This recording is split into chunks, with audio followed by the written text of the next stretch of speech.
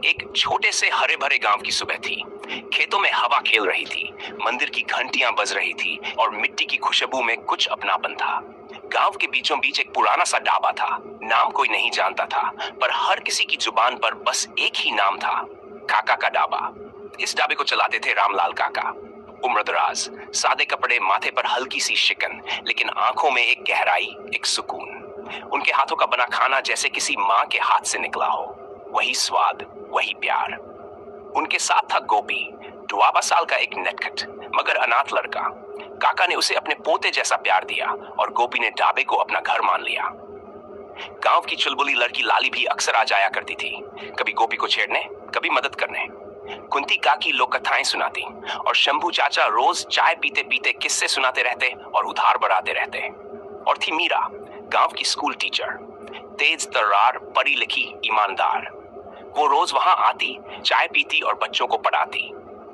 ढाबा अब सिर्फ एक दुकान नहीं रह गया था, वह गांव की धड़कन बन चुका था।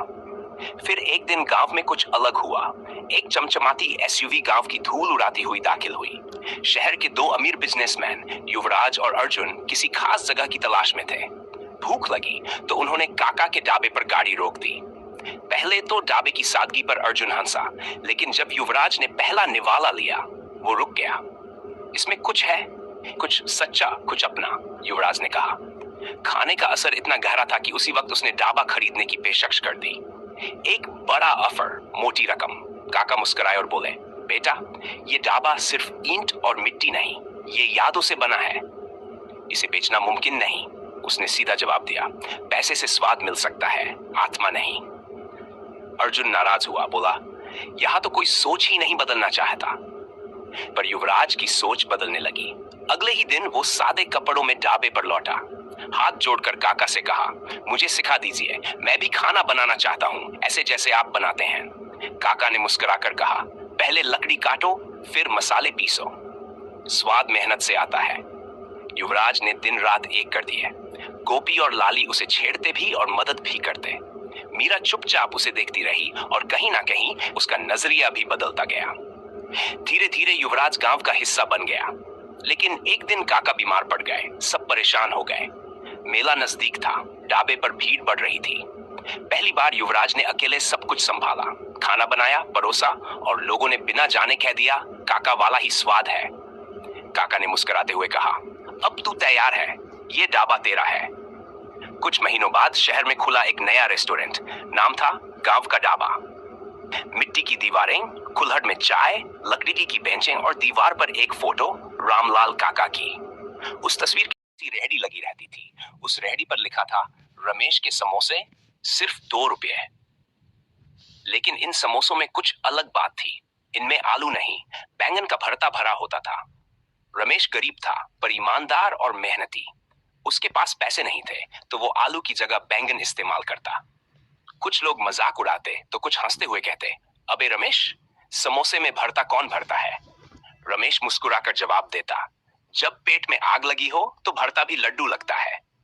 रमेश का काम बहुत नहीं चलता था, लेकिन वो रोज समय पर आता, समोसे तलता और जो भी कमाई होती उसी में गुजारा करता। एक दिन शाम के वक्त जब वो समोसे समेट रहा था, एक छोटी सी बच्ची आई। उसके कपड़े मैले थे, बाल उलझे हुए और आंखों में भूख साफ दिख रही थी। भैया, 2 दिन से कुछ नहीं खाया, पापा बहुत बीमार है, उसने धीमे से कहा। रमेश उसे देखता रहा, फिर बिना कुछ बोले 2 समोसे निकालकर उसके हाथ में दे दिए। खा ले बहन, पेट भर ले, बाकी की चिंता मत कर। बच्ची ने ऐसे खाया जैसे बरसों से भूखी हो। रमेश ने अपनी बची हुई पूरी रेहड़ी ही उसके साथ भेज दी, भरता, समोसे, चटनी, सब। उस रात रमेश खुद भूखा सोया। अगली सुबह जब रमेश अपनी रेहड़ी लेकर बैठा ही था, एक बड़ी चमचमाती कार झुग्गी में आई। उसमें से एक सजी संवरी महिला उतरी और साथ में वही बच्ची थी, इस बार साफ कपड़ों में। महिला ने रमेश से कहा, मैं श्रेया मिश्रा हूँ, मेरी बेटी कल रात घर पहुंची और आपके बारे में बताया। आपने उसकी भूख मिटाई, उसकी मदद की, बिना कोई सवाल पूछे। रमेश थोड़ा संकोच में आ गया, बोला, मैडम, मैंने तो सिर्फ इंसानियत निभाई है। महिला मुस्कुराई, आपने जो किया वो बड़ी बात है। हमारी संस्था गरीबों की मदद करती है और हम चाहते हैं कि आप एक फूड ट्रक चलाएं ताकि आपका भरता समोसा अब शहर भर में मशहूर हो। रमेश को यकीन नहीं हुआ, उसकी आंखें भर आईं। उसी दिन उसे एक चमचमाता फूड ट्रक मिला जिस पर लिखा था भरता समोसे वाला भाई। अब रमेश के समोसे सिर्फ स्वाद से नहीं, दुआओं से भरे होते थे। उसकी पहचान बदल चुकी थी। लोग कहते उसके समोसे में भरता नहीं, दिल भरा होता है। वही बच्ची अब स्कूल जाती थी, रमेश के समोसे खाती थी और मुस्कुराती थी। रमेश अब भी पहले जैसा ही था, नम्र, मेहनती और इंसानियत से भरा हुआ। भूख मिटाने के लिए खाना काफी होता है, पर दिल जीतने के लिए इंसानियत चाहिए। जो बांटता है वही सबसे अमीर होता है। अगर आप चाहें, मैं इस